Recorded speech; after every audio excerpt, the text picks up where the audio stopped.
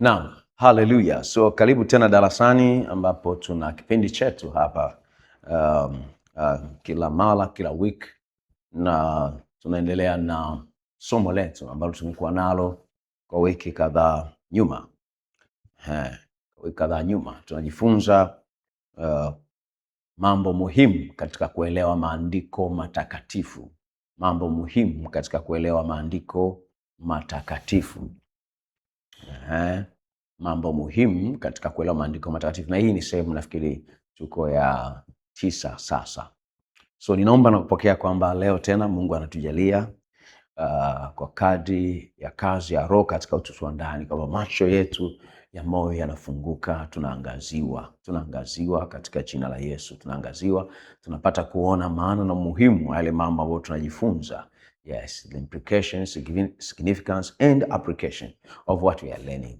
Hakuna nafasi ya makosa katika anga hili katika kufundisha, wala kuna nafasi ya makosa katika kupokea, bali kuna usahihi wote. Kuna usahihi wote. Tunaelewa tunapaswa kuelewa na kusikia tunapaswa kusikia. Tunajengwa kwa pamoja na Kristo anatukuzwa. Amen. Glory to God. Yes, sasa singe kaa namna kidogo hapa. Naam. Nisihangaike.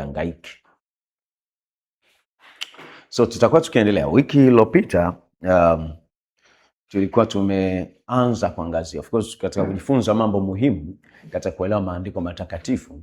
Tumekuwa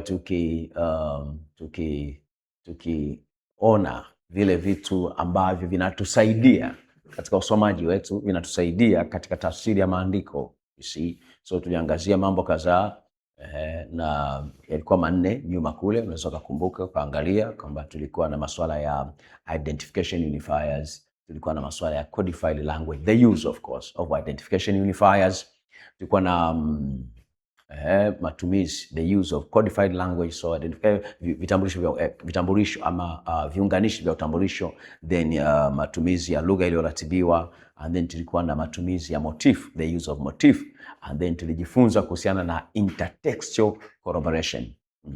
Namna ambavyo waandishi wa baadaye wa maandiko walivyokuwa wanaweza kuelezea ama ku make allusion kutoka katika maandiko ya manabii waliotangulia. You see? So intertextual corroboration. Na tukajifunza kuhusiana na maji ya Noa au gharika kutoka kwenye kitabu cha Isaya, wakati Isaya anafundisha akinukuu kwenye kitabu cha Mwanzo. Anafundisha watu wa kizazi chake kwa wakati huo, lakini ananukuu kwenye kitabu cha Mwanzo, anatumia maandiko kule. So that is intertextual corroboration. Vivyo hata kwa Hosea unaweza kuona kuna quotation, kuna jinsi anafundisha kutoka katika story ya Yakobo kutoka kwenye Mwanzo, jinsi alivyokuwa anapambana na malaika usiku kucha, anafundisha as prayer, anafundisha hiyo. So you can see later prophets ama manabii baadaye walikuwa wanaweza kuwa wana waandishi baadaye au manabii baadaye walikuwa wanaweza kufundisha au kuelezea, of course, kueleza jambo kutoka kwa waandishi waliotangulia, and that is the use of intertextual corroboration. And then tukasema kwamba ni muhimu pia katika kujifunza namna tunavyoweza kuelewa maandiko. Moja ya nyenzo nyingine au jambo kubwa ambalo ni muhimu kulielewa ni kuhusiana na matumizi au maana ya mambo haya, maneno haya mawili. Termu hizi mbili zimekuwa kubwa sana.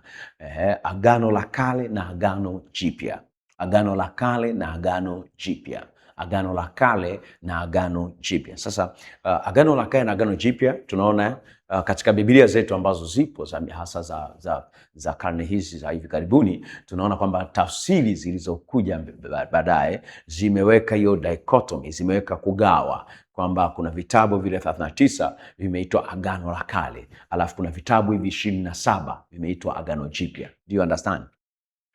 So hivi vitabu 27 vinaitwa Agano Jipya, vile vitabu vingine 39 vinaitwa Agano la Kale. Kwa katika kujifunza tunaweza kuangalia, je, ndivyo ambavyo waandishi wenyewe wa Biblia waliita vitabu hivyo Agano la Kale?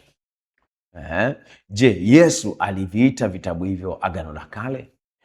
Ni nini matumizi ya waandishi original wa maandiko katika hizi sehemu mbili, agano la kale, agano jipya. Je, tuna agano la kale? Maswali ya kujiuliza ambayo yanapaswa kupata majibu. Tuna agano la kale ambalo kweli ni la kale, limeisha, obsolete, halipaswi kutumika.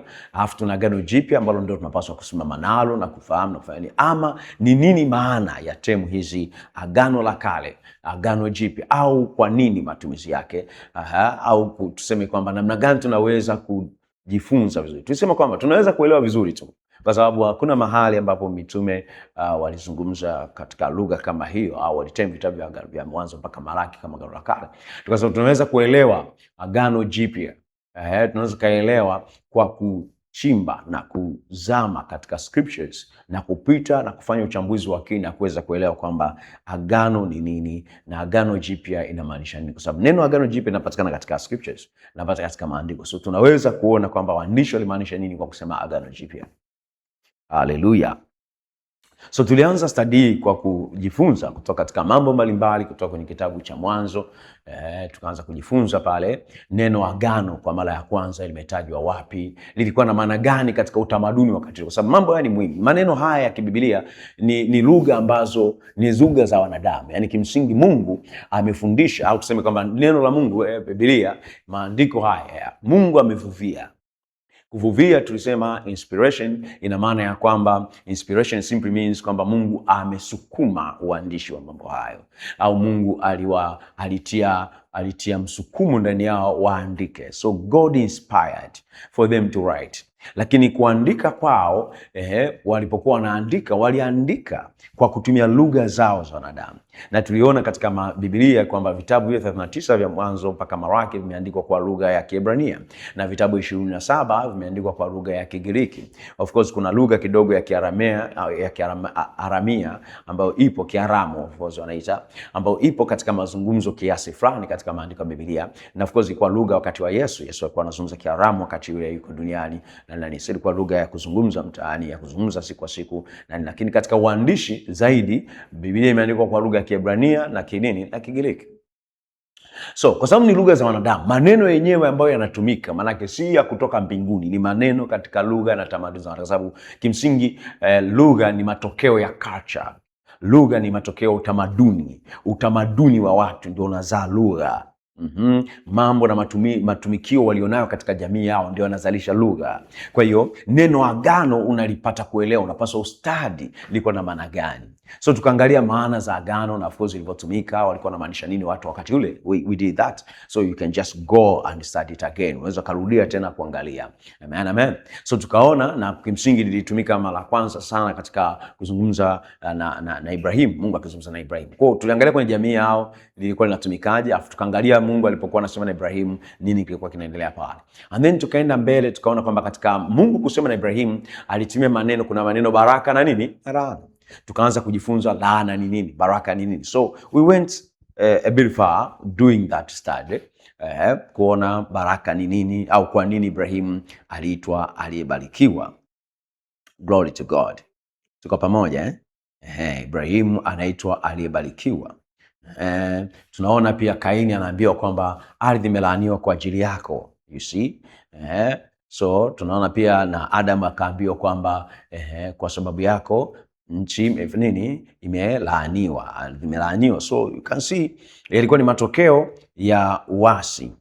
Ilikuwa ni matokeo ya uasi.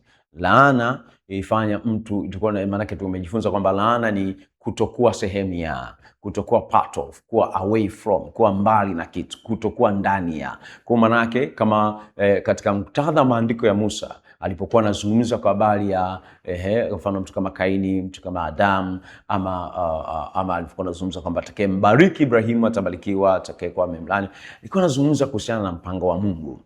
Kama mtu aliyelaaniwa ni mtu ambaye haiko katika mpango wa Mungu, ni mtu ambaye hajashirikishwa, kwa sababu neno baraka lina maana ya to welcome, to congratulate, kukaribisha katika jambo, kuwa part of, kuwa sehemu ya kitu fulani. Hiyo ndio blessing, ama kusema vizuri nchi ya mtu fulani. So baraka ya Mungu kwa Ibrahim ni kwamba Ibrahim Mungu alimfanya kuwa mshirika, akamfanya kuwa partner. Tuliona neno agano linaongea habari ya kumfanya mtu ni agano linaongelea partnership, ubia, kwamba pande mbili, watu tunaona wabia wanakuwa allies.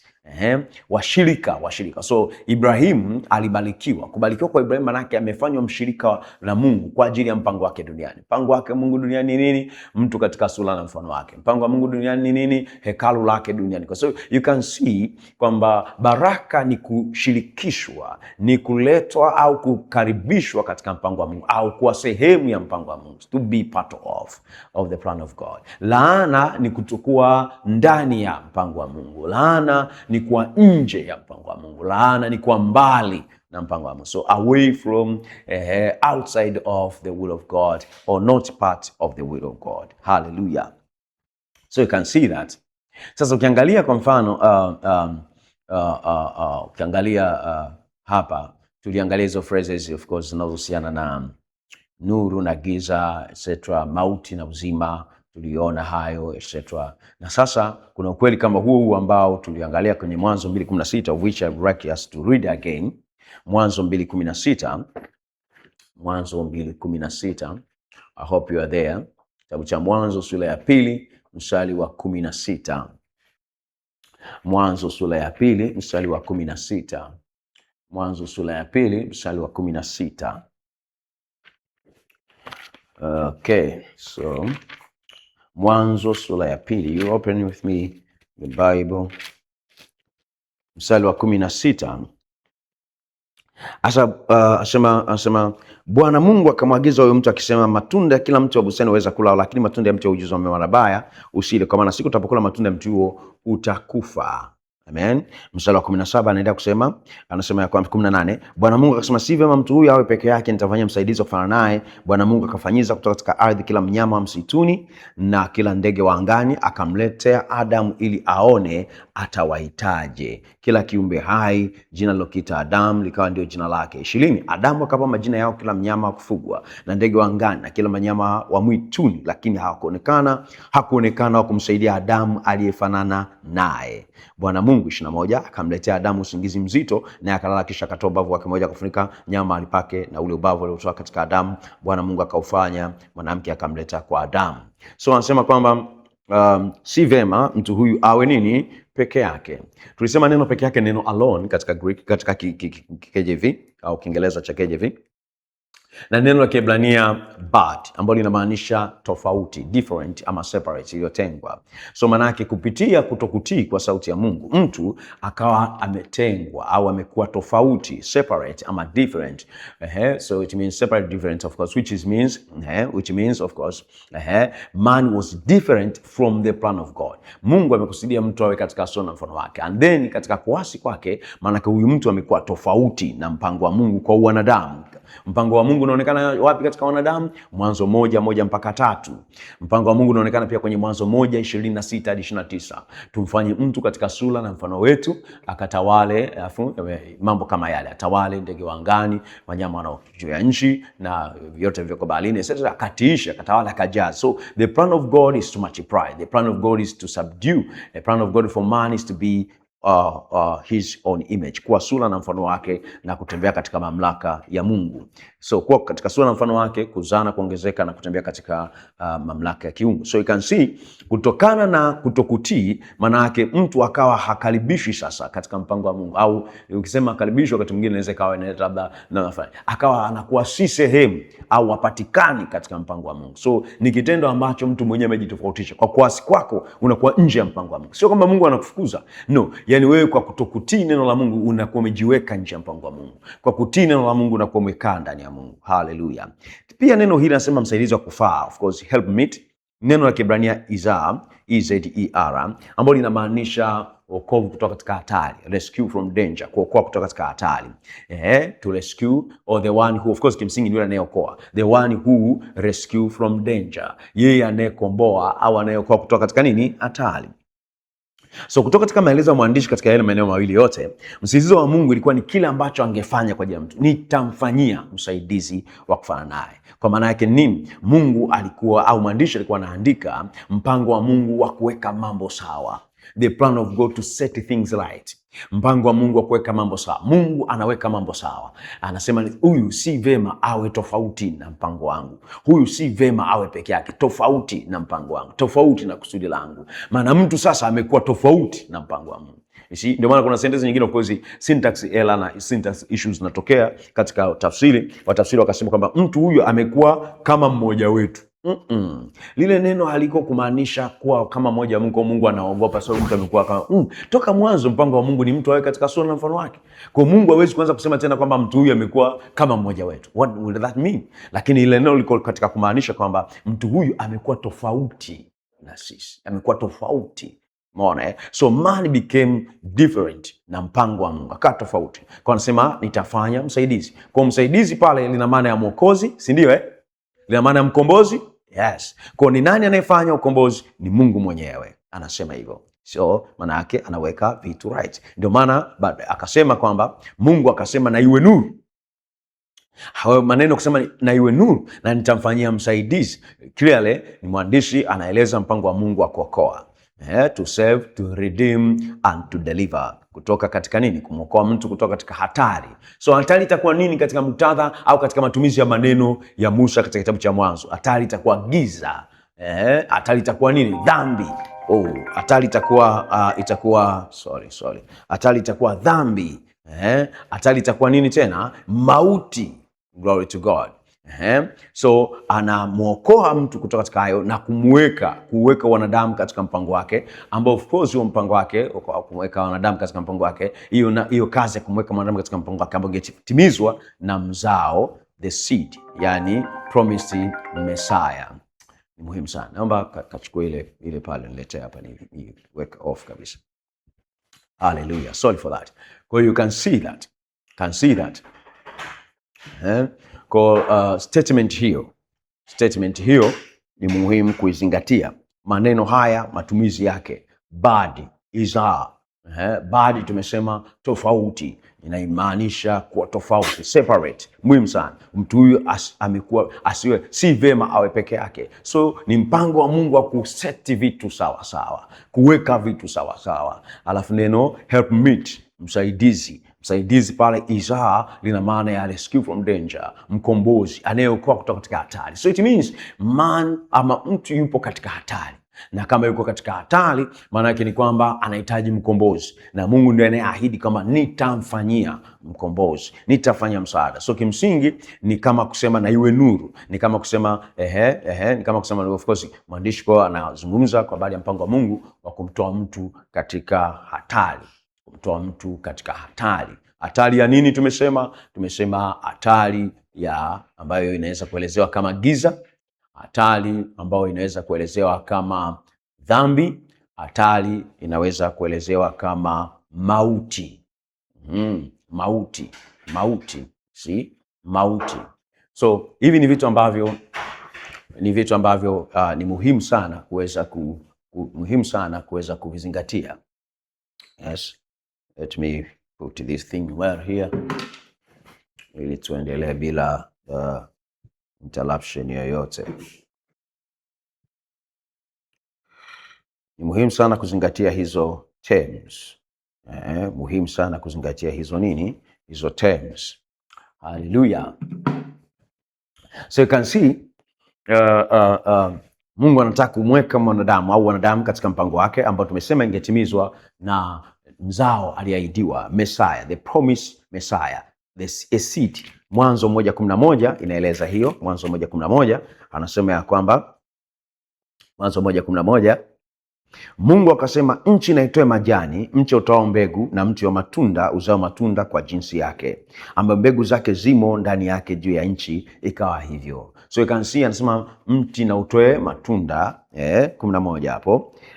Asa nchi na itoe majani, mche utoao mbegu, na mti wa matunda uzao matunda kwa jinsi yake. Usema katika KJV inasema kwamba and God said, let the earth bring forth grass, the herb yielding seed, and the fruit tree yielding fruit after his kind, not after its own kind, after his kind. So it's a person, ni mtu anazungumzwa hapa.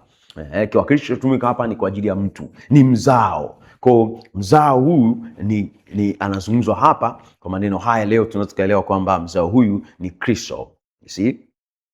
Mstari wa 12 anasema ya kwamba mstari wa 12, nchi ikatoa majani, mti wa mbegu ile, inaendelea hivyo, ambapo mbegu zake zimo ndani yake kwa jinsi yake. Mungu akaona ya kuwa ni vyema, ikawa jioni ikawa asubuhi, siku ya tatu. Haleluya.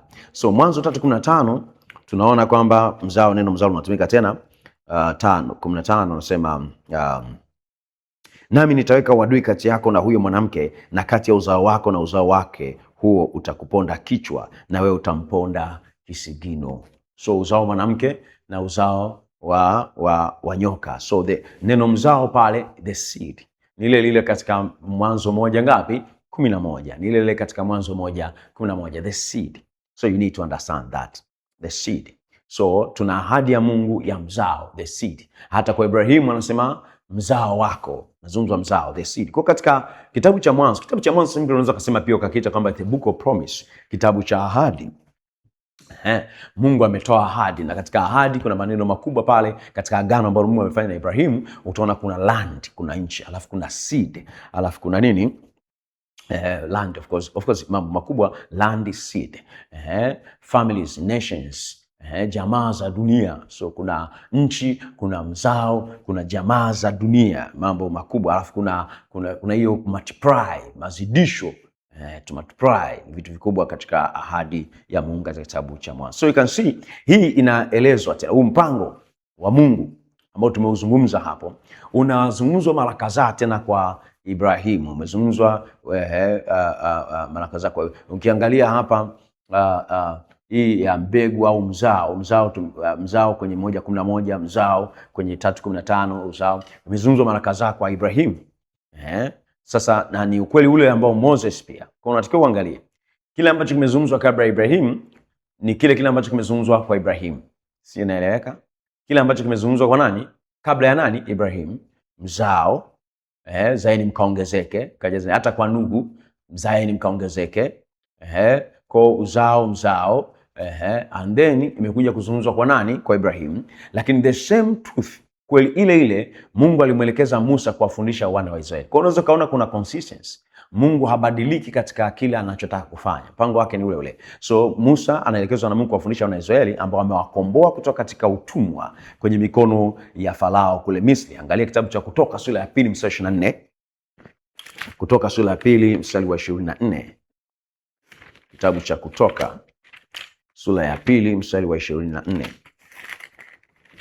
Kitabu cha Kutoka sura ya 2 mstari wa 24 Mungu akasikia kuugua kwao, Mungu akakumbuka agano lake alilofanya na Ibrahimu na Isaka na Yakobo. Mungu akawaona wana wa Israeli na Mungu akaangalia. So hapo unaanza kupay attention. Anasema Mungu akafanya nini? Akakumbuka nini? Agano lake alilofanya na nani? Na Ibrahimu. Kwa maana yake sababu ya kuwakomboa wana wa Israeli kutoka Misri nini? Agano ambalo Mungu alifanya na nani? Na Ibrahimu, babu yao au patriarch, ancestor wao, baba yao. You see? Anasema agano. Ukisoma 6:4 kutoka hiyo 6:4 kutoka sura ya 6 mstari wa 4 anasema, tena nimethibitisha agano langu nao la kuwapa nchi ya Kanaani, nchi ya kukaa kwao hali ya ugeni. You see?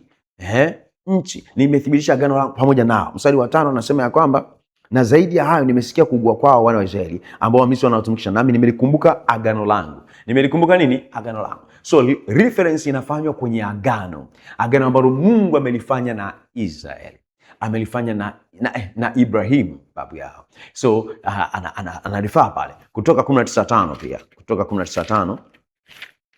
Kutoka 19:5 anasema hivi, sasa basi ikiwa mtaitii sauti yangu kweli kweli na kulishika agano langu, hapo ndipo mtapokuwa tunu kwangu kuliko makabila yote ya watu, maana dunia yote pia ni mali yangu, nanyi mtakuwa kwangu ufalme na makuhani na taifa takatifu. Hayo ndio maneno utakayowaambia wana wa nini? Wa Israeli. So unaweza kuona lugha ya agano inaendelea kusemwa. Mungu anasema ya kwamba watakaposhika agano lake, watakuwa watu tofauti juu ya mataifa yote, watakuwa watu wake kweli kweli, na watakuwa wafalme na makuhani. You see? So manake nini? Musa alipaswa kuwafundisha wana wa Israeli agano ambalo Mungu alifanya na nani? baba zao. Baba zao nani? Ibrahimu, Isaka na Yakobo. Kwa sababu katika kujifunza tumeona kwamba maneno yaliyosema, ahadi ambayo ilifanywa kwa Ibrahimu ilirudiwa kwa nani tena? Kwa Isaka. Ilirudiwa kwa nani tena? Kwa Yakobo. So maana yake ni kwamba katika kitabu cha Mwanzo utaona kwamba agano lililosema Mungu na Ibrahimu limetembea kwa vizazi vyake, mzao wake Isaka, kwa mzao wake pia nani? Kwa mzao wake Yakobo. So taifa la Israeli ambao ni matokeo ya Israeli au Yakobo, taifa lile, mataifa 12 wanafundishwa na Musa mambo yale yale ambayo Mungu alisema na Ibrahimu. Ndio maana kufikiri kwamba Mungu alikuwa na mpango tofauti na Israeli, tofauti na ule alikuwa amesema na Ibrahimu, ni kufikiri tofauti, ni kutofikiri sawa sawa. Na ukumbuke kwamba Ibrahimu ni mtu wa mataifa, ametolewa katika mataifa.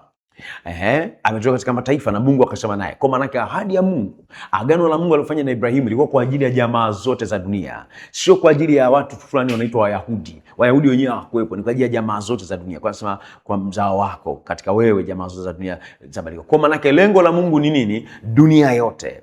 The plan of God is about the whole earth, dunia yote, sio watu fulani. So maana yake Israeli kwa wawe makuhani, watumishi wa kupeleka ujumbe wa Mungu, watumishi wa kuhudumu habari za agano lake duniani kote, hata jamaa zote za dunia ziwe zimebarikiwa kwa mzao wa Ibrahimu. Do you understand? So you can see picha ya Mungu katika ufahamu wake ni dunia yote. So maana yake Israeli wanakuwa just a vehicle, wanakuwa ni nyenzo, watumishi wa Mungu. Anasema Israeli mzaliwa wangu wa kwanza. Neno mzaliwa wa kwanza nimefundisha mara kadhaa, linaongelea habari ya a servant, yule ambaye unafanya naye kazi au yule ambaye anarithi kitu cha ofisi yako, anafanya kazi na wewe, vitu kama hivyo. So you can see vitu kama hivyo. Kwa unaweza ukaona namna ambavyo matumizi ya maneno hayo yanakaa. Alikuwa wafundishe Musa agano ambalo angelifanya na baba zao, alilofanya na baba zao Ibrahimu, Isaka na Yakobo. So ukweli huu ameufundisha kwa kudumu kwa concept tofauti tofauti au kadha katika kitabu cha Mwanzo. Sasa hata ukienda katika kitabu cha Kutoka, wakati Musa ameappoint watu wale wazee 70 ili wamsaidie kwenye kazi ya huduma, wazee 70. Kumbuke fakti muhimu sana ya kuzingatia hapa katika narrative ni kwamba alikuwa wafundishe ukweli ule ambao mwandishi alikuwa amefundisha. Ukweli ule wale wazee 70 walipaswa wafundishe yale. Labda tusome kutoka kitabu cha Kutoka sura ya 18. Musa anachagua wazee wale 18, mstari wa 12.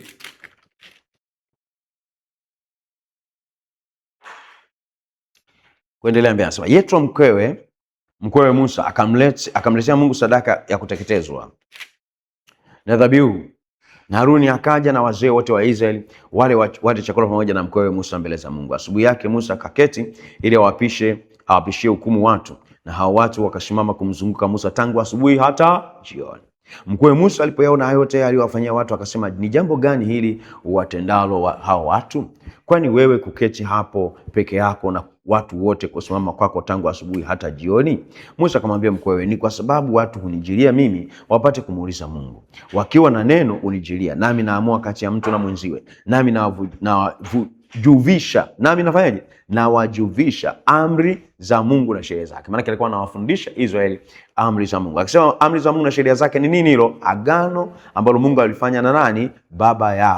Babu zao Ibrahimu, Isaka na Yakobo. Sasa mkwewe Musa, mstari 17, akamwambia, jambo hilo ufanyalo si vema. Huna budi utadhoofika wewe na hawa watu walio pamoja nawe pia, maana jambo hili ni zito mno kwako, huwezi wewe kulitenda peke yako. Sikiza sasa neno langu, nitakupa shauri, na Mungu nawe pamoja nawe.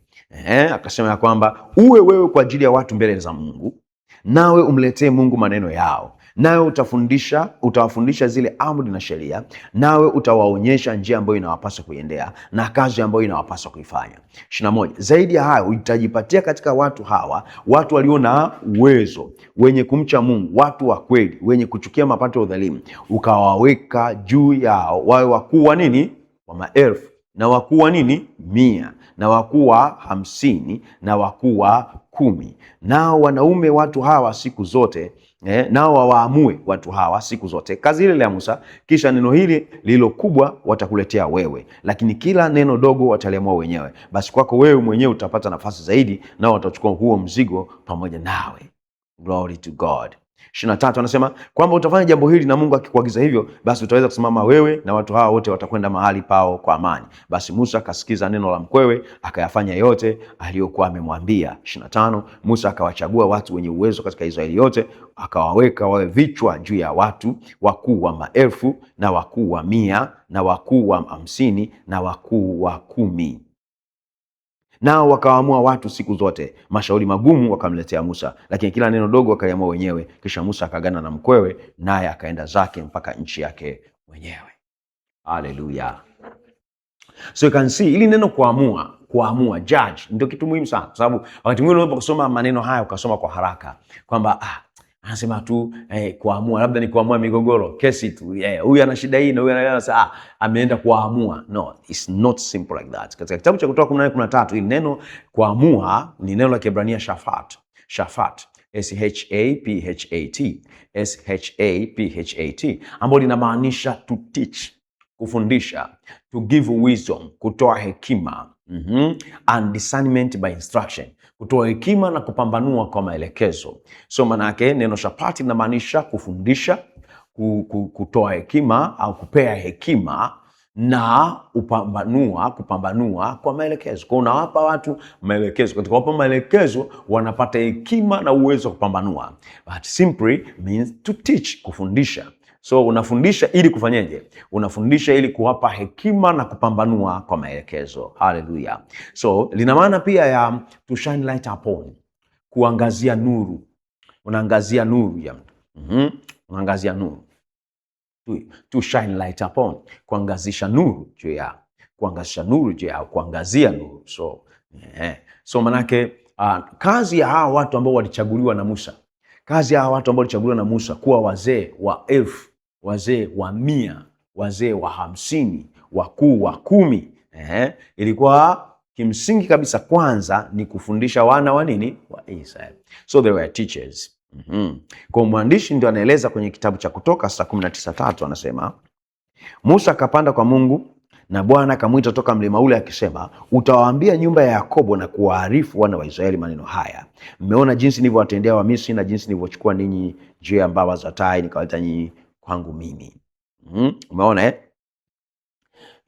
anasema sasa basi, ikiwa mtaitii sauti yangu kweli kweli. Nani wanaowafundisha? Wale walimu, si ndio? Ikiwa mtaitii sauti yangu kweli kweli na kulishika agano langu, hapo ndipo mtapokuwa tunu kwangu kuliko makabila yote ya watu, maana dunia yote pia ni mali yangu, nanyi mtakuwa kwangu ufalme wa makuhani na taifa takatifu. Hayo ndio maneno tutakaowaambia wana wa Israeli. Glory to God. Mstari wa 7 anasema, Musa akaenda akawaita wazee wa watu. Kwa hiyo maneno ameambiwa na Bwana. Musa akafanyaje? Akawaita wazee wa watu. Ameita wale wazee ambao ndo wanasimama, elders. Kimsingi dhana ya wazee wa kanisa inatoka hapa. Dhana ya mchungaji wa 10 inatoka hapa. Dhana za hata wakati Peter alipokuwa na Petro kwenye kitabu cha Matendo ya Mitume, alipokuwa anasema ya kwamba chagueni watu miongoni mwenu. Akasema wenye nini? Wenye waliojaa hekima, walioshuhudiwa vema, waliojaa roho. Inatoka hapa. Ukiangalia sifa zilizotajwa kuhusiana na wazee katika Israeli. So elders are pastors katika context hii. Ni wachungaji, ni wale wanaofundisha kundi la Bwana. Ni wazee katika kanisa ni assistant pastors, wanafanya kazi ya oversight, kuangalia watu wengine wakimsaidia mchungaji kuangalia watu wengine. So maana yake ni kwamba pana Musa mchungaji kiongozi, na kuna elders hawa ni pastors of a people, wanaangalia makundi yao. So anasema Musa akaenda akawaita wazee wa watu, akawafunulia maneno hayo yote Bwana aliyokuwa amefanyaje? Amemwagiza. Watu wote wakaitika pamoja wakisema, haya yote aliyosema Bwana tutayatenda. Na Musa akamwambia Bwana maneno ya watu, ya hao watu. Tuko pamoja So you can see kwa evident kimsingi hawa elders ama wanaume hawa watu hawa waliochaguliwa na Musa, kazi yao ilikuwa ni kufundisha wana wa Israeli kuhusiana na nini sasa? Agano alilofanya Mungu, au agano kama ambavyo wamefundishwa na nani? Na Musa. Kwa sababu Musa amesikia kwa Bwana, Anasema mambo hayo ukawaambia wana wa Israeli. Yeye Musa ameenda kuwaita wazee wa watu wale, wa maakida wa 1000, maakida wa 50, maakida wa 100, maakida wa 10. Amesema nao na wao, manake wanaenda kufundisha the same thing kwa wale watu. Haikuwezekana mtu mmoja aweze kusaidia watu au kusema na watu milioni 2, milioni ngapi huko, na kwa ni changamoto. Kwa zaidi sana Moses, baada ya kuwa amefariki Musa, Yoshua mmoja wa wale wazee, one of the elders, ambaye baadaye akamerithi au amemsucceed Musa, amechukua nafasi ya Musa kuongoza Israeli, alielekezwa pia kufundisha ukweli ule ule kwa wana wa nini, wa Israeli. You can see katika kitabu cha Yoshua sura ya 1 mstari wa 6 hadi ule mstari wa 8, utaona ya kwamba Mungu akubadilisha jambo kuhusiana na maelekezo alionayo kwa Yoshua, kwamba labda Yoshua atakiwa aanze upya, afanye mambo yake, ana ujumbe mwingine. Anasema that was Moses, alikuwa mfundisho ya Musa.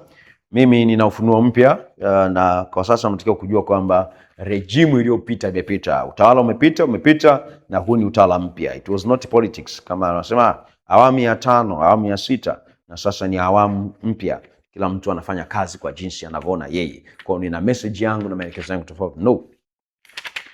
Unaweza kaona hapa kwenye kitabu cha Yoshua. Kitabu cha Yoshua ni baada tu ya Kumbukumbu la Torati hapa. Kitabu cha Yoshua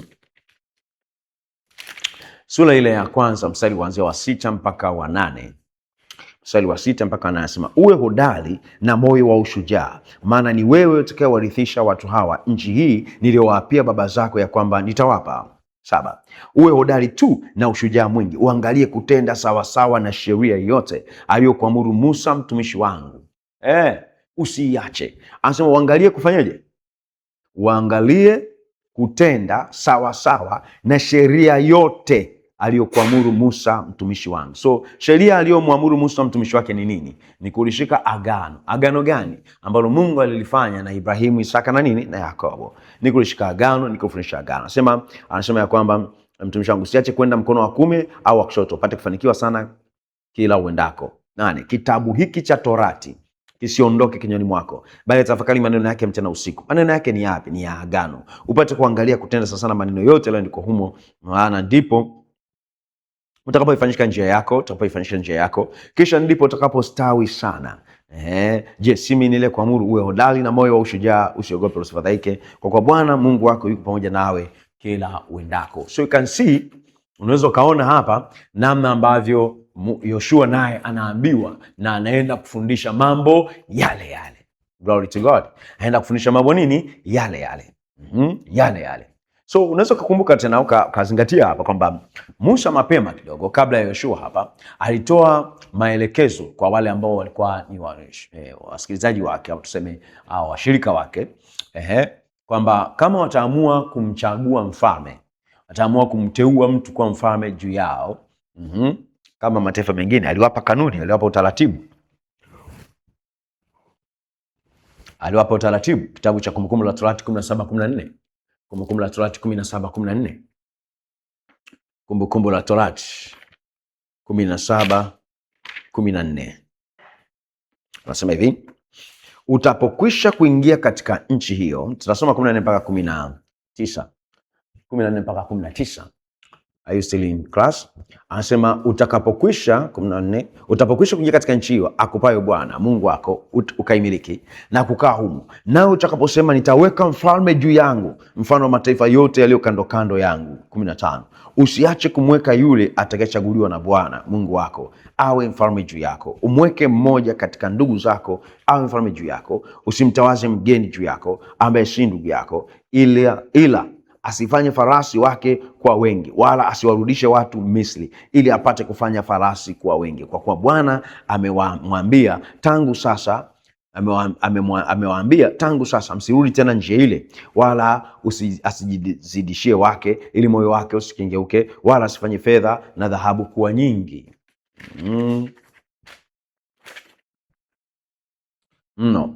18, tena na iwe zamani aketipo juu ya kiti cha ufalme wake, ajiandikie nini? Nakala ya Torati hii katika chuo, kufuata hicho kilicho mbele ya makuhani Walawi, na awe nayo asome humo siku zote atakazoishi, ili apate kujifunza kumcha Bwana Mungu wake, ashike maneno yote ya Torati hii na amri hizi kwa kuyafanya, moyo wake usije ukainuliwa juu ya ndugu zake, wala usingeuke katika maagizo kwa mkono wa kuume wala wa kushoto, ili apate kuzifanya siku zake kuwa nyingi katika ufalme wake, yeye na wanawe katikati ya Israeli. Haleluya. So ikasi hapa Musa amewaelekeza kwamba huyu atakiwa kwa mfalme apewe nakala ya nini? Ya Torati, copy of the law. Kitabu cha sheria kiwe pamoja naye, kitabu cha agano, kitabu cha maelezo ya Mungu, kitabu cha fundisho la Mungu. Na mfalme alikuwa anapaswa kusoma siku zote za maisha yake. Anasoma kila siku za maisha yake, ili aweze kujifunza kumcha Bwana na kuyatunza maneno yote ya sheria na iliyowekwa humo. So kimsingi katika kutunza maana yake ni kwamba anapaswa kufundisha. Kushika katika maneno ya Musa na kutunza kunahusisha pia kufanyaje? Kufundisha. So sio wasome tu yeye na hekima, no, bali anapaswa kushika na kutunza, maana anatakiwa kufundisha wengine. So maana yake katika Israeli mfalme alikuwa ni kuhani, mfalme alikuwa ni mwalimu, mfalme alikuwa ni mchungaji, can say mfalme alikuwa ni mchungaji. Mfalme alikuwa ni mchungaji.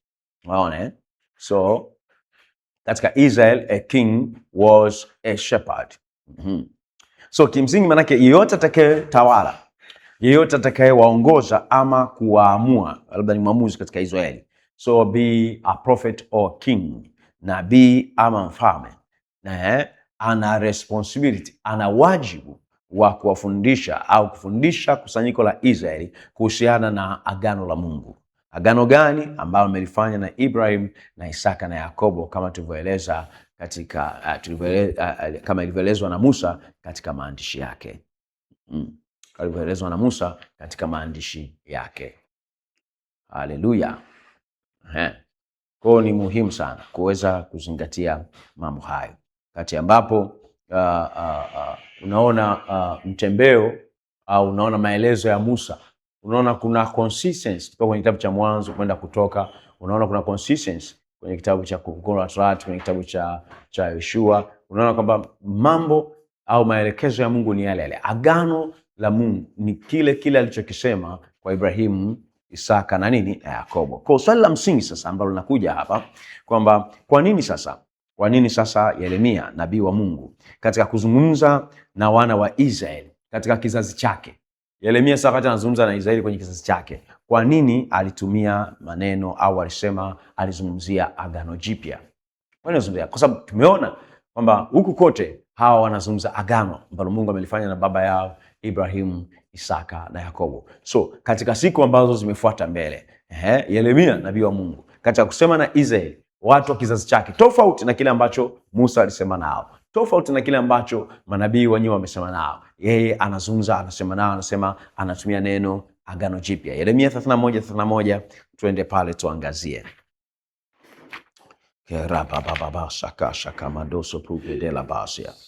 Yeremia 31:31.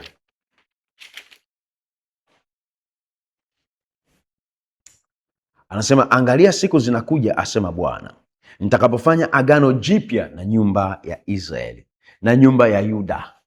Nitakapofanya agano jipya na nyumba ya Israeli na nyumba ya Yuda. 2, si kwa mfano wa agano lile nililolifanya na baba zao katika siku ile nilipowashika mkono ili kuwatoa katika nchi ya Misri, ambalo agano langu hilo walilivunja. Kwa agano hili litakuwa nazungumzia agano gani? Alilofanya na Ibrahimu, Isaka na Yakobo. Ingawa nalikuwa mume kwao, asema Bwana, bali agano hili ndilo nitakalolifanya na nyumba ya Israeli baada ya siku zile, asema Bwana. Nitatia sheria yangu ndani yao na katika mioyo yao nitaiandika, nami nitakuwa Mungu wao, nao watakuwa watu wangu. Glory to God. So you can see, alafu anasema, tumefika mstari wangapi hapo? Wa 33. So ukiendelea 34 anasema, wala hawatamfundisha kila mtu na jirani yake na kila mtu na ndugu yake, wakisema, mjue Bwana, kwa maana watanijua wote, tangu mtu aliye mdogo miongoni mwao hata aliye mkubwa miongoni mwao, asema Bwana. Maana nitausamehe uovu wao wala dhambi yao sitaikumbuka tena. So kwa nini au alimaanisha nini aliposema Agano Jipya? Alimaanisha nini aliposema Agano Jipya? Neno jipya, new, katika KJV inatumika neno new covenant. Neno jipya ni neno la Kiebrania chadash, chadash au kadash, whatever, chadash, chadash, ambalo linamaanisha to renew. Linamaanisha to renew. Linamaanisha to renew. Linamaanisha to restate. Kwa una renew, unakifanya kitu kwa upya. Unakifanya kitu kwa nini? Kwa upya. Hapo anasema to restate. Glory to God. To restate. Kusema tena, kutamka tena, kutoa kauli tena. To restate. Alafu linamaanisha to repair. Una repair kitu, fanyia matengenezo, au sio? Fanyia matengenezo, repair. So neno kadash unaweza likamaanisha renew, restate, to restate, ama to repair. So to renew, to restate or to repair. Glory to God. Ifanya kitu kwa upya, una renew, ni kile kile, hakijabadilika. Just renew. Una restate. Ni mambo ni yale yale, unayasema tena, unatamka tena, una restate. You see, or to repair. So nimetumika katika maeneo kadhaa. Eneo la kwanza kitabu cha Kutoka 1:8. Ambapo anasema alibuka mfalme mpya juu ya Misri. Mfalme mpya, Kutoka 1:8. Kitabu cha Kutoka sura ya kwanza mstari wa 8. Basi akainuka mfalme mpya kutawala Misri asiyemjua Yusufu. Mfalme mpya ameibuka kutawala Misri asiyemjua Yusufu. Ni neno kadash. Hapo limezungumzwa kwa habari ya kurestate a king, kumweka tena mfalme. So ufalme sio mpya, mfalme upo tu. Wanamweka kwa upya mfalme. Kumweka tena mfalme. So kumpa mamlaka, to restate a king and to give him authority. Kwa maana yake ni kwamba mfalme aliyepita hakuwa katika mamlaka tena. Kwa wanamweka mfalme tena, wanamu-restate. Kwa kitendo cha kurestate sio kipya, ni kurestate.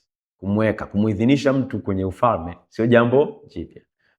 Lipo, ila sasa wanalifanya tena. Kwa wamekuwa na jambo la kuweka mfalme, so wanalifanya tena kwa upya kwa majira hayo. Samueli wa kwanza 11:14. Samueli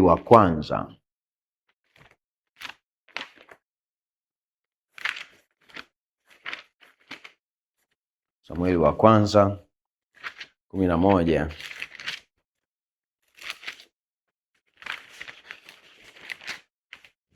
14 na 15.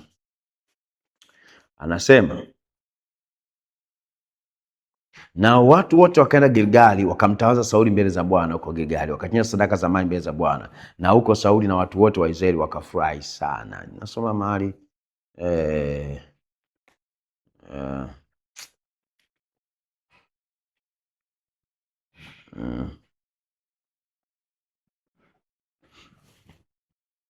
Uh, 11:14 anasema hivi, kisha Samueli akawaambia watu haya, na twendeni mpaka Gilgali.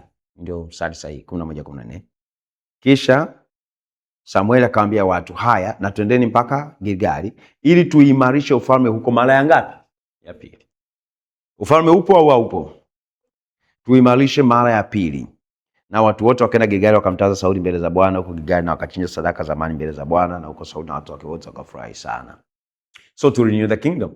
Mambo ya Nyakati ya pili pia 15:8. Mambo ya Nyakati ya pili 15:8.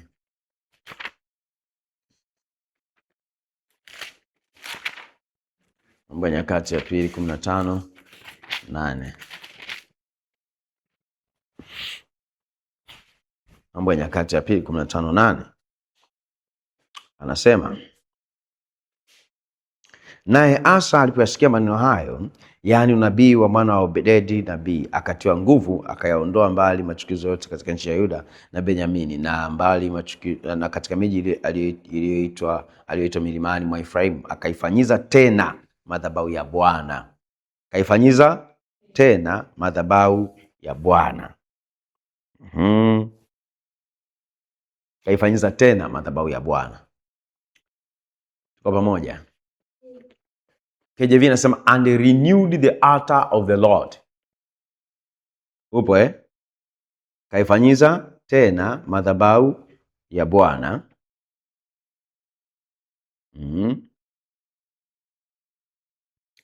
Iliyokuwa mbele ya ukumbi wa Bwana. So madhabahu ilikuwepo, akaifanyiza tena. So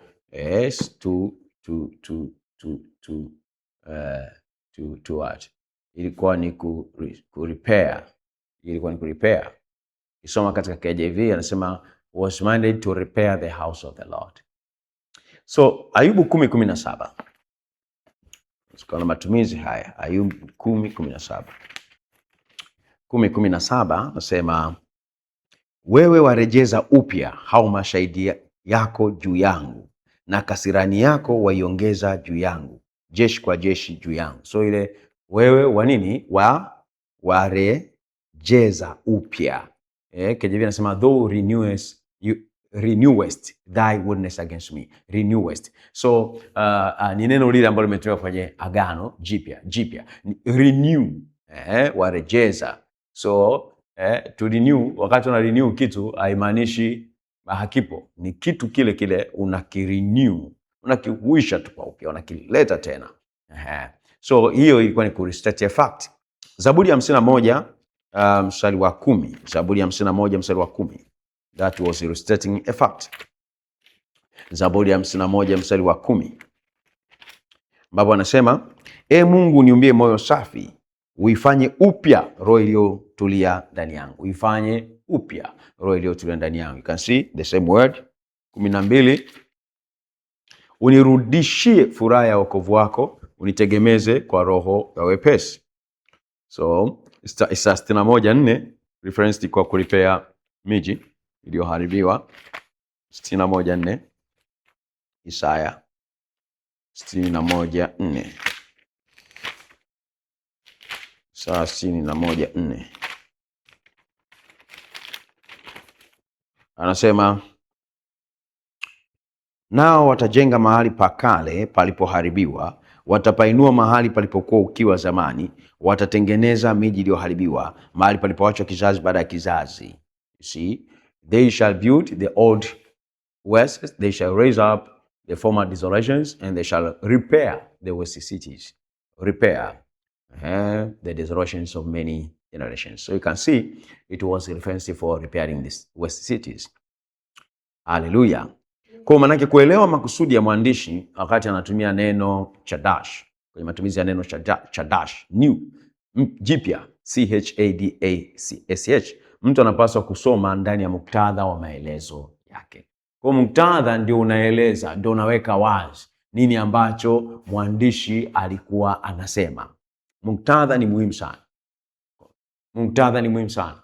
Napotumika neno chadash. Kwa mfano hapa tumeangalia muktadha tofauti. Matumizi ya neno hili yalimaanisha nini? So ni muhimu sana. Kwa swali la dhahabu kabisa, nini ilikuwa story kwa habari ya Agano Jipya? What was the narration? Na nini ilikuwa ni masimulizi hapa? Mpaka akatumia maneno kama haya. Twende pale kwa Yeremia 31:31.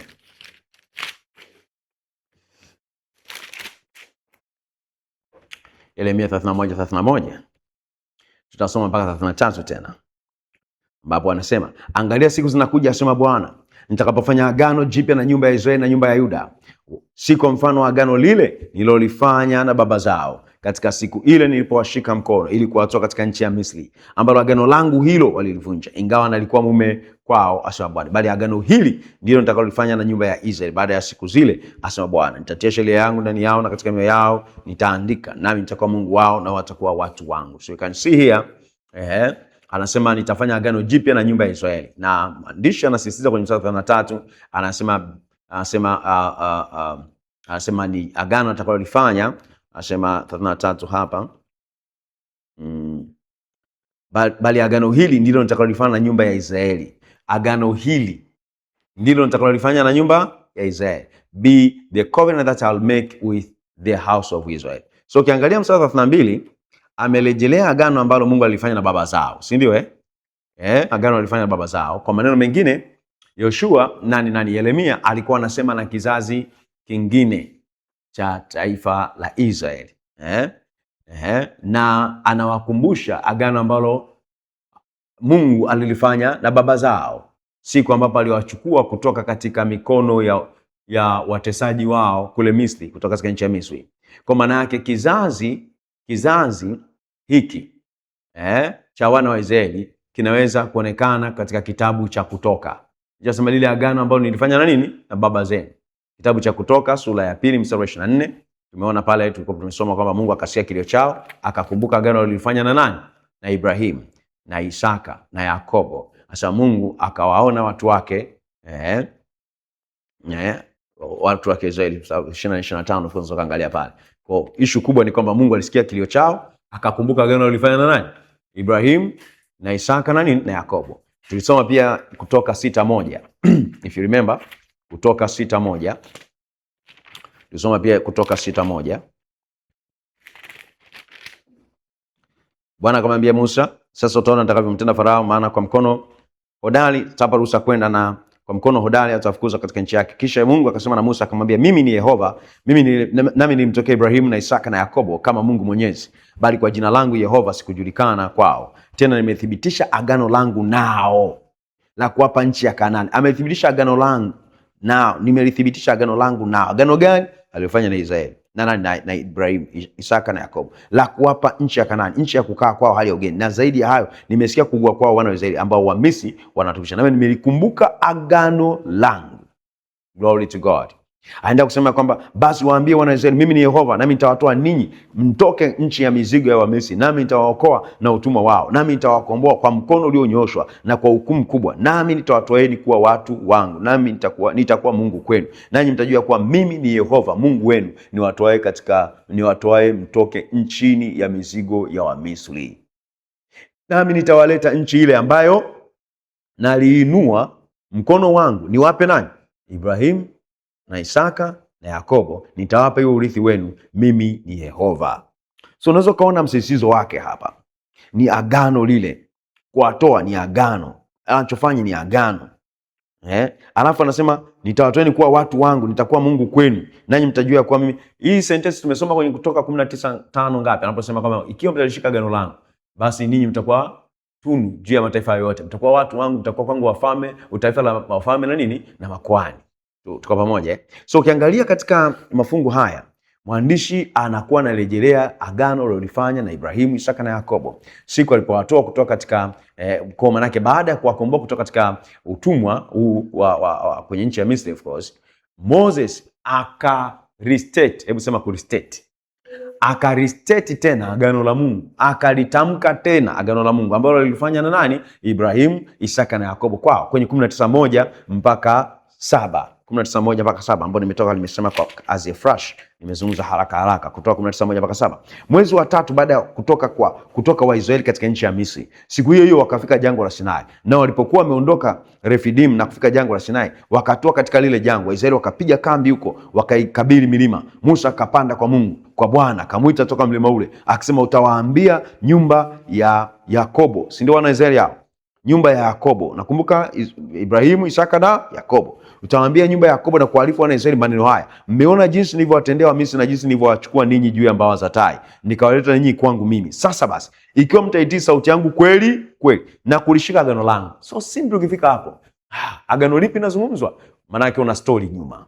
Ni agano lile ambalo alisema na Ibrahimu, Isaka na nini? Na Yakobo. Anasema na kulishika agano langu, hapo ndipo mtapokuwa tunu kwangu kuliko makabila yote ya watu.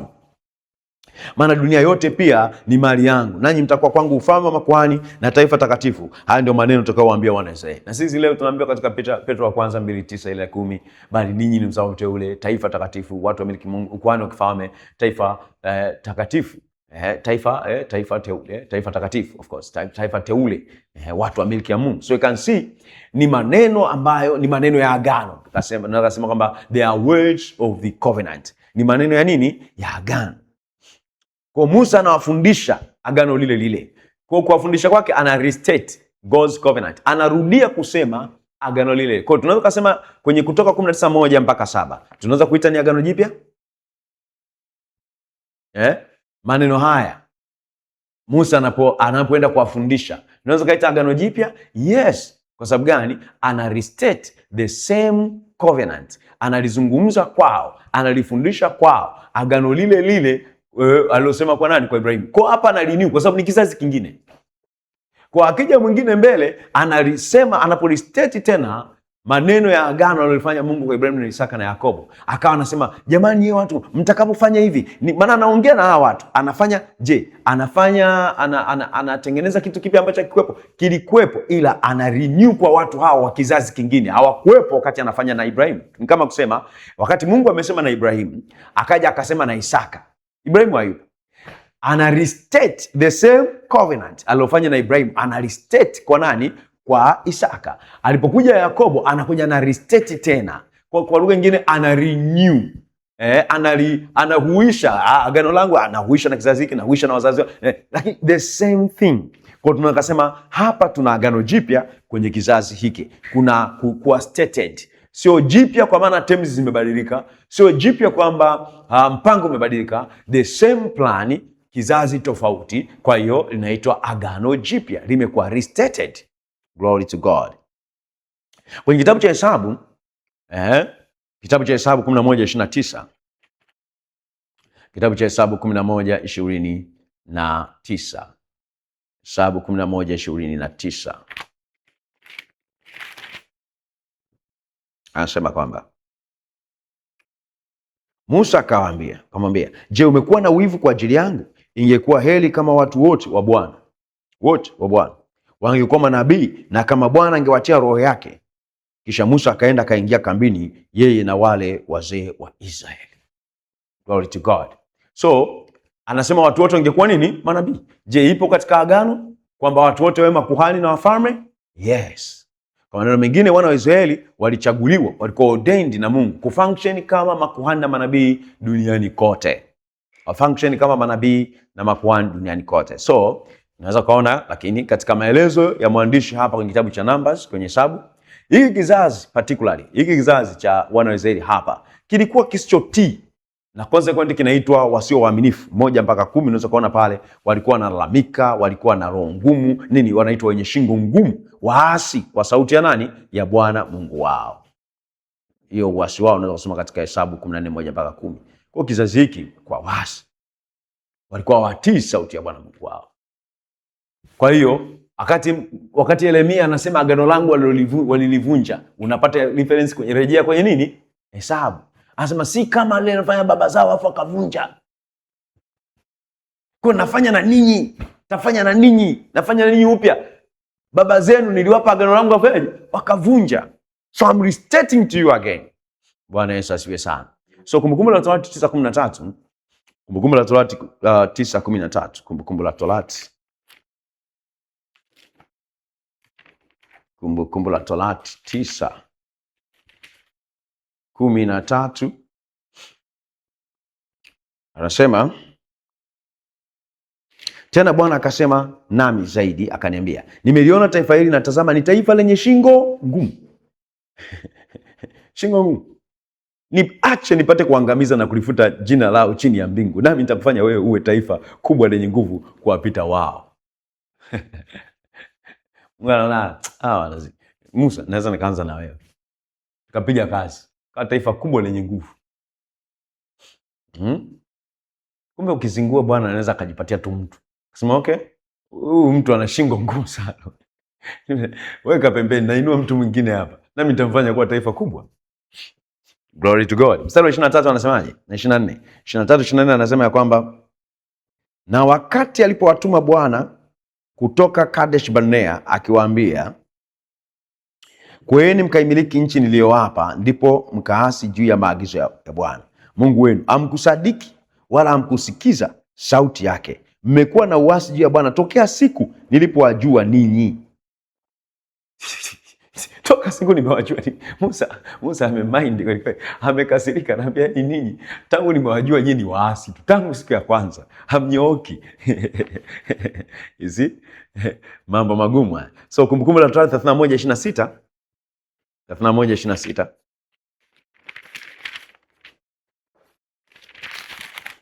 31:26 nasema, twaeni chuo hiki cha Torati mkiweke kando ya sanduku la agano la Bwana Mungu wenu, ili kiwepo kama shahidi juu yako, kwa kuwa uasi wako na ujua na shingo yako ngumu. Angalieni, mimi ni kali hai pamoja nanyi leo, mmekuwa waasi juu ya Bwana. Siuze nitakapokwisha kufa. Anaita waasi hao. So ukiangalia maelezo ya Musa hapa utaona kwamba anazungumza uasi sana wao katika kitabu cha Hesabu. Kimsingi 14:26 mpaka 35 huko anaongea kwa kina zaidi. So kiundani ukiacha Caleb na Yoshua na wale watoto wale vijana waliokuwa wadogo waliozaliwa katika jangwa waliosafiri kwenda Kanaani, hakuna aliyekuwa kwenye kile kizazi kilichotoka wapi? Misri, kilichokombolewa. Aliyetoka Misri aliyeweza kuingia kwenye nchi ya nini? Ahadi au Kanaani. So walimalizwa wote, akabaki karibu Joshua na wale vijana walikuwa under 21 something like that.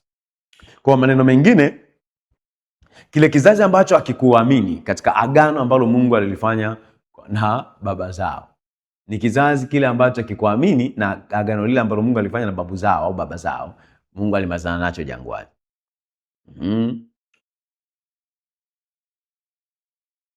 Kwa maana yake tunaweza kusema kwa maneno mengine, hawa kizazi hiki hawakuamini nini? Hawakuamini agano la Mungu alilofanya kwa baba Ibrahim, ambalo tunaweza tukaita ni mpango wa Mungu wa kuweka mambo sawa kupitia Ibrahim. Tunaweza kaita agano la Mungu lilikuwa ni kuweka mambo sawa duniani kupitia nani? Ibrahim, katika wewe jamaa zote za dunia. So kuna uharibifu umetokea Mwanzo 11, Mwanzo 11. Of course unaweza kuanza Mwanzo 6, lakini Mwanzo 11 hapa na uharibifu umetokea. Mataifa yamegawanyika. Watu wanaabudu miungu nani? Sanamu. Hakuna anayefikiri kuhusu Mungu. Hakuna ambaye ana akili yoyote kuhusu Mungu. Wanafuata akili zao wenyewe. Mungu aliwaacha wafuate tamaa zao. Sasa anataka ku set things right, anamuinua mtu anaitwa nani? Ibrahim. Aanze naye ili ajifanyie taifa, na kwa njia hilo taifa jamaa zote za dunia zifanyeje? Zibarikiwe. Au ainue mzao, na kwa njia hiyo mzao jamaa zote za dunia zibarikiwe. So you can see alikuwa anataka kusahisha hicho kitu kupitia Abraham ambacho kilienda wrong katika Adamu na hata wengine waliofuata, na pia sasa ikaleta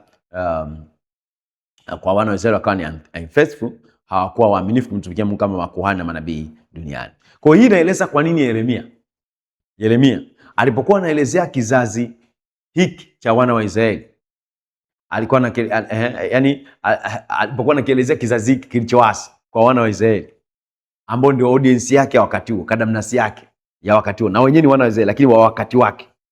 Anaelezea kizazi kile ambacho tumekisoma hapa kwenye Hesabu 14 na uasi wake wote.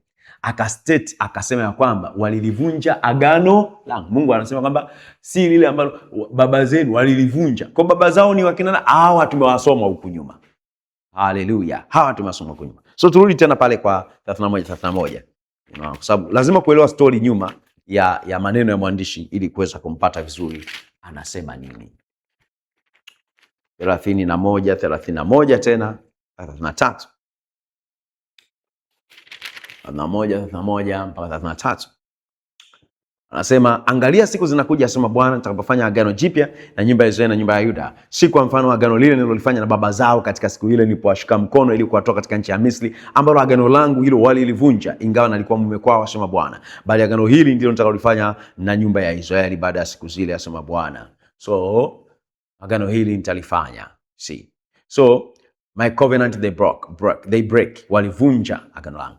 So hii maana yake nini? Yeremia anaeleza zaidi kwa watu wake juu ya uasi wa baba zao kwa neno la Mungu, yani sauti yake, na consequently tukua waaminifu kumtumikia Mungu kama makuhani na manabii chini ya jua. So tuweke umakini kwa maneno ya mtumishi wa Mungu hapa Yeremia katika muktadha. Anasema not according to the covenant, si kama lile alilofanya baba zao katika siku zilizopochukua mkono na nini.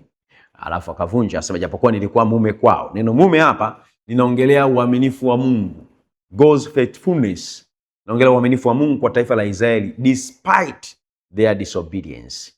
bila kujali kutokutii kwao, bila kujali uasi wao, Mungu aliendelea kuwa mwaminifu kwa taifa la nini? La Israeli. Mwaminifu kwa taifa la Israeli bila kujali uasi wao kwa neno lake. Neno lake linaitwa nini? Sauti yake. Neno lake pia linaitwa nini? Amri zake. Si ndivyo Linaweza likawa agano lake? Yes. Na hivyo huu kutokuwa waaminifu kumefundishwa pia na Isaya katika kitabu chake Isaya 54:5. Unaweza kaona namna naye anasema Isaya 54:5. Isaya 54:5. Haleluya. Isaya 54:5 anasema, kwa sababu muumba wako ni mume wako. Tumesema neno mume linaongelea nini? Uaminifu wa Bwana. Bwana wa majeshi ndilo jina lake, na mtakatifu wa Israeli ndio mkombozi wako. Yeye ataitwa Mungu wa dunia yote. Maana Bwana amekuita, mstari wa 6. Maana Bwana amekuita kama mke aliyeachwa na kuhuzunishwa rohoni, kama mke wakati wa ujana atupwapo, asema Mungu wako. Tuko pamoja So kwa maneno mengine, Mungu alifanya agano nao, agano lile alilofanya na baba zao Ibrahimu na Yakobo. Ndio ilivyo. Lakini tofauti na baba yao Ibrahimu, Isaka na Yakobo, wao hawakutii neno lake, kwa maana nyingine sauti yake, kwa lugha nyingine sheria yake au torati yake au amri zake, si ndivyo Na hivyo wakawa si waaminifu na hawakumtumikia Mungu kama makuhani na manabii duniani kote. Lakini Mungu akabaki kuwa mwaminifu kwa neno lake bila kujali kutokuamini kwao. Sasa tutauona uaminifu wa Mungu. Ndio maana unaona neno jipya linakuwa linajitokeza. Kwa kama tulivyosema hapo kabla, waandishi wote wa maandiko, kama tulivyosoma katika maandishi yote wa maandiko, kila nabii wa Mungu katika maandiko alikuwa anawafundisha watu wa kizazi chake, audience yake, kutoka kwenye agano ambalo Mungu amelifanya na nani? Na Ibrahimu. Kwa unaweza ukafanya summary ya mafundisho ya manabii wote katika maandiko walipokuwa wanaandika. Lengo kubwa lilikuwa ni kuwafundisha wana wa Israeli kwa habari gani? Agano ambalo Mungu amelifanya na nani? Ndio reference, maonyo, maelekezo ni kwa msingi wa agano ambalo Mungu alifanya na baba zao au baba yao nani? Ibrahim. Tuko pamoja Kwa maneno mengine, neno agano jipya kwenye Yeremia 31 haikuwa kwamba nabii Yeremia anaelezea totally different covenant, kwamba agano tofauti kabisa na lile. Rather, isipokuwa alikuwa anasema tena kwa upya, ana restate ukweli ule ule katika kitabu cha Mwanzo mpaka Kumbukumbu la Torati. Alikuwa anasema kwa upya, anatoa kauli kwa upya, ana restate, anatamka tena, anatangaza tena ukweli ule ule ulioandikwa katika kitabu cha Mwanzo mpaka Kumbukumbu la Torati. Ukweli gani? Agano la Mungu na Ibrahimu kuhusiana na mpango wake wa kuweka mambo sawa duniani. He's planning to set things right, put things in order. Kwa tofauti ama tunasema japokuwa ama pamoja na kwamba hawa wajamaa walikuwa wasiotii sauti yake na wakawa sio waaminifu. Hawa wana wa Israeli wakawa sio waaminifu. Uaminifu wao, kwa nini sio waaminifu? Hawakumtumikia Mungu kama makuhani na manabii duniani kote. Kwa maana yake matumizi ya neno jipya, agano jipya ya Yeremia ilikuwa ni kurestate uaminifu wa Mungu kwa neno lake, kwamba japokuwa walilivunja, ninafanya tena agano na ninyi. Amen. Japokuwa hawakutii, mimi ni mume kwenu.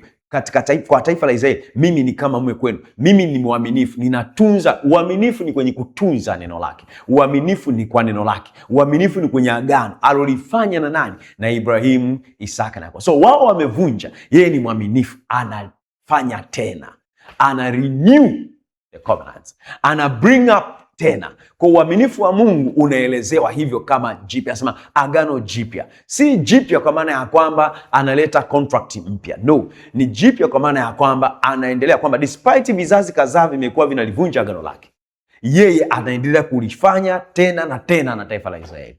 Kwa anasema nitalifanya agano jipya. Bwana Yesu asifiwe sana. So it's not an entirely new covenant. Sio jipya kabisa lote. Jeremiah was restating God's faithfulness to his word. Alikuwa anatamka tena kwa upya uaminifu wa Mungu kwa neno lake, yaani agano alilofanya na Ibrahimu. Kwa hiyo inaeleza kwa nini Yeremia akaenda mbele akasema tu neno agano. Mbele tena hakuwa anazungumza jipya. Ametumia neno jipya mara moja kwenye mstari wa 30 ngapi? 31. Lakini mbele ukiendelea anaenda kuliita agano katika maneno yaliyofuata. Anaenda kusema agano. Alafu anasema katika mioyo yao. Kwa maana yake agano hili litathibitishwa, litakuwa established, litajengwa katika mioyo ya wapokeaji ambao watakuwa watu wake na yeye atakuwa Mungu wao. Na hii iko wazi, ni kutoka kwenye Kumbukumbu la Torati 35:6. Kwani Kumbukumbu la Torati 35:6 inasema nini? Kumbukumbu la Torati 35:6 inasema nini? Tuangazia hapa. Kumbukumbu la Torati 35:6.